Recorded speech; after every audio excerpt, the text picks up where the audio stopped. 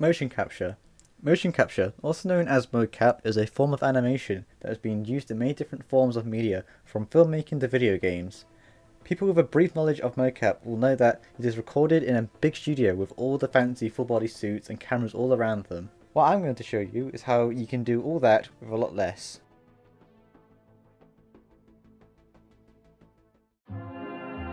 Before we talk about how to create your own motion capture animation, we have to talk about the roots of its creation.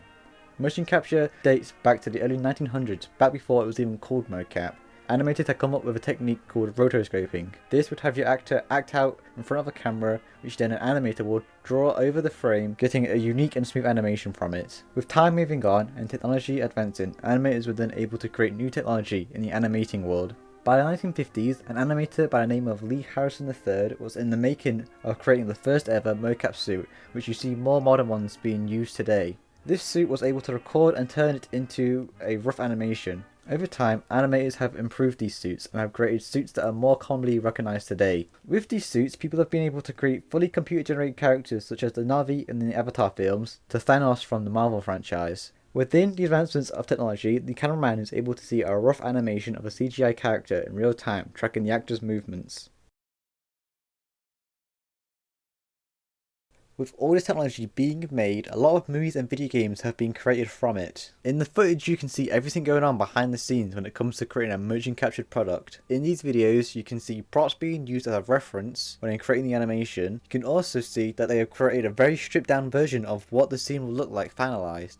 This is so that they can get a clear look of the actors' interactions with everything around them and how their actions will affect their environment. All the equipment you see being used, unsurprisingly, will not be cheap, with them costing around 15 grand and other certain ones between 25k to 500k.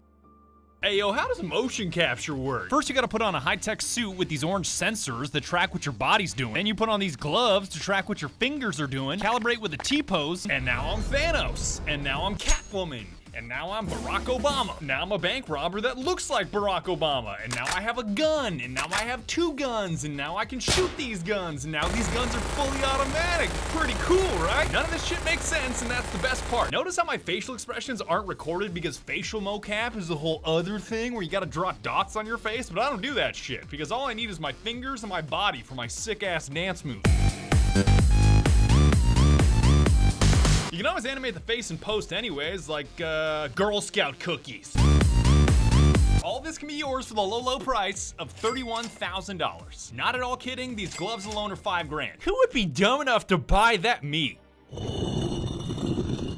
All the equipment I'll be using is not cheap either, but altogether it's just under 3 grand. That is for the entire setup and not just the equipment. Unlike what you've now seen with people using these full body suits in studios, the versions I'm going to show you is a lot simpler than all of that. To begin with, you will need a PC to be able to run all of the programs and create, record and render your motion capture. When it comes to the PC, it doesn't have to be anything super powerful and is doable with pretty much anything. Once you have your PC, it's time to move on to the parts you need to track your movement. Rather than needing to wear a full body suit for tracking, it is instead 3 little trackers you attach to yourself. This is called 3-point tracking, and with this you're able to track your movements. You will wear the trackers on both your feet and hip to track your body, and your VR headset tracks your head movement. The controllers will track the arms and hand movements. You can buy more of these trackers for better movement, but you can still achieve good movement with their minimum amount. The VR headset that I am using is the Valve Index. I'm using this one mainly for the benefits of the controllers having finger tracking. For everything to track the movements, you will need base stations. For my own, I have put them in the corners to give them the best tracking. Once I have all the equipment needed, it's time to turn to programs used for motion capture. The 3 programs I'm going to use are all free. The first program we'll need is Unity. With Unity, I'll be making the model work with motion capture. The second program to be used is the Mocap Fusion. Mocap Fusion is the program that I will be using to track all of my movements. The app is impressive, especially with the fact that it was all made by one guy. The last program I will be using is Blender. With Blender, I'll be rendering the final scene with props and backgrounds included.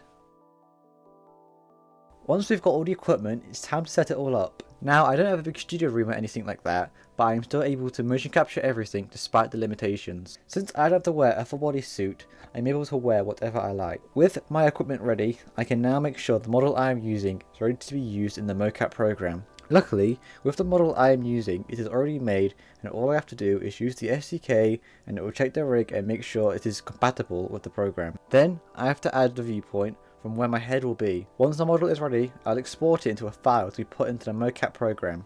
Now onto the mocap program. People who may know a thing or two about VR may wonder why I don't use a different program called VRChat. VRChat has the full body capability and many great words to use, but it's still limited. What if I wanted the camera behind me? Or over there? What if I want a different background? I have different lighting set up that can't be easily done in VRChat. It lacks creative freedom. Instead, I'm using a program all about motion capture, which will give me my creative liberties I want. Once I am in the program with everything connected, I can begin to start recording. The app is very easy to use. All you have to do is simply press record and start acting out. When you are happy with what you have done, you can start recording and it will play back what you've just done.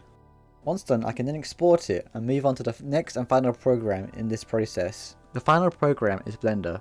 Blender is a great free tool for anyone to use and can do so many things. You want a different background? Easy. You want to have a light in your hand? Done. You want to have almost any car next to you? It's all doable with Blender. All I need to do now is add the props I want, add in lighting and set up my camera. When I'm happy with how it looks, I can start to render it all. Once rendered, I'm done, and I have successfully created my own motion capture animation.